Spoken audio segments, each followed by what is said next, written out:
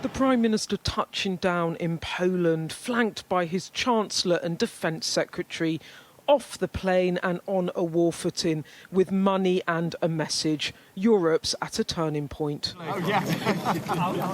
This, the front line of Europe's war. The Prime Minister at a Polish military base, shoulder to shoulder with NATO's Secretary-General and his Polish counterpart, Donald Tusk, coming together as they contemplate a more dangerous world, and the PM offering more money for more of this. £500 million to help halt Putin at Poland's border. And that just the start of a much bigger defence spend. Today I'm announcing the biggest strengthening of our national defence for a generation. We will increase defence spending to a new baseline of 2.5% of GDP by 2030. That starts today and rises steadily in each and every year.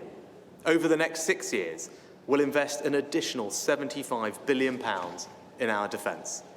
And it will be fully funded with no increase in borrowing or debt. Today is a landmark moment in the defence of the United Kingdom. This is a generational investment in British security and British prosperity. It makes us safer at home and stronger abroad. A sign of the times this PM feels we're living in, harking back to the man who led us through the Second World War. As Churchill said in 1934, to urge the preparation of defence is not to insert the imminence of war. We did not choose this moment, but it falls to us to meet it. Question for you both, please. You talk about Europe being at a turning point and this spending putting the UK on a war footing.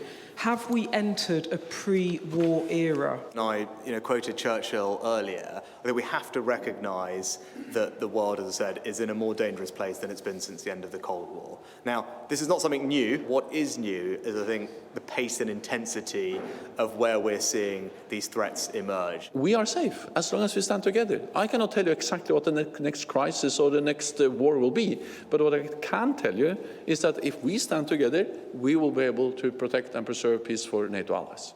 On St George's Day, here we are. This PM mindful of voters at home too. As threats increase, so does the cost of peace. But his first priority clear. The security of his citizens matters above all else.